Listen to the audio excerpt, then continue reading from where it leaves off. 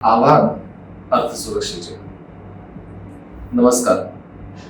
जागतिक अर्थकारणाच्या अस्थिर वादळात भारत पुन्हा एकदा एका निर्णायक वळणावर उभा आहे. पश्चिम आशियातील म्हणजेच मध्य पूर्वेतील तणाव, इराण संदर्भातील युद्धजन्य परिस्थिती आणि त्यामुळे भडकलेले कच्च्या तेलाचे दर यांचा एकत्रित परिणाम केवळ आंतरराष्ट्रीय बाजारापुरता मर्यादित राहिलेला नाही. साथियों, आज भारत तेजी से विकसित होने के लक्ष्य की तरफ आगे बढ़ रहा है, लेकिन इस समय भारत कई विराट चुनौतियों का मुकाबला भी कर रहा है. त्याचे थेट प्रतिबिंब भारताच्या अर्थव्यवस्थेवर उमटताना दिसून येत आहे. कोई युद्ध होता था तो लोग देश हित में सोना दान दे देते थे.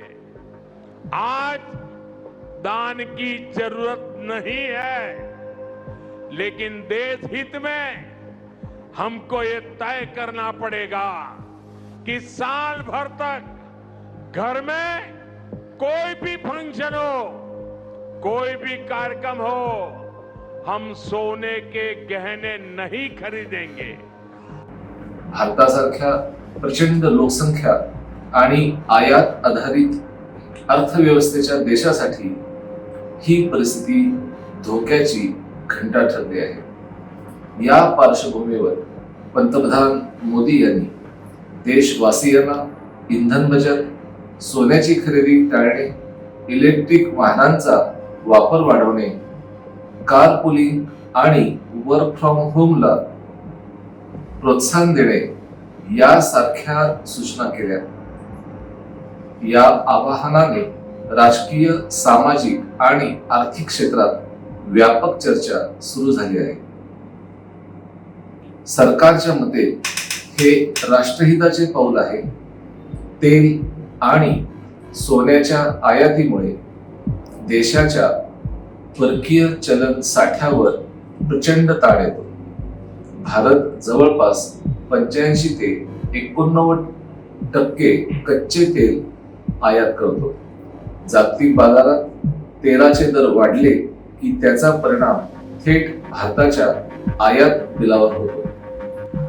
जब हम कॉपर एक्सपोर्ट करते थे, लेकिन आज भारत के सामने स्थिति ऐसी बन गई कि अब हमें कॉपर को भी इंपोर्ट करना पड़ता है.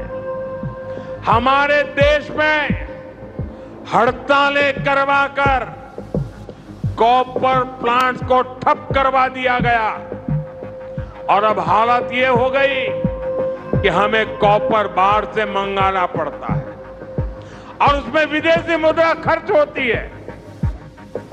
असा अर्थतज्ञांचा युक्तिवाद आहे. मात्र प्रश्न केवळ आर्थिक गणितांचा नाही. भारतात सोने हे केवळ धातूत मोजले जात नाही. ते सुरक्षित गुंतवणूक, सामाजिक प्रतिष्ठा, भावनिक परंपरा आणि स्त्री सुरक्षेचे प्रतीक मानले जाते. ग्रामीण भारतात आजही सोन्याकडे आर्थिक विमा म्हणून पाहिले जाते. लग्न समारंभ, सण, उत्सव आणि पारंपरिक व्यवहारांमध्ये सोन्याचे महत्त्व अत्यंत खोलवर रुजलेले आहे. त्यामुळे एक वर्ष सोन्याची खरेदी करा हे आवाहन व्यवहार्यतेच्या कसोटीवर कितपत टिकेल हा प्रश्न स्वाभाविकपणे आहे. याच ठिकाणी सरकारसमोर विश्वासार्हतेचे आव्हान उभे राहते. सामान्य नागरिकांकडून त्यागाची अपेक्षा करताना सरकारच्या धोरणांमध्ये सुसंगतता असणे आवश्यक असेच ठरते. इंधन दर सातत्याने वाढत असताना कररचना कायम ठेवली जात असताना किंवा पर्यायी ऊर्जा व्यवस्थेची उपलब्धता मर्यादित असताना नागरिकांनी केवळ राष्ट्रभक्तीच्या भावनेतून दीर्घकालीन त्याग करावा अशी अपेक्षा वास्तववादी ठरत नाही. कारपुलिंग, मेट्रो किंवा इलेक्ट्रिक वाहनांचा वापर वाढवण्याचे आवाहन योग्य असले तरी देशातील बहुतांश भागात सार्वजनिक वाहतुकीची सेवा अद्याप पुरेशी सक्षम नाही.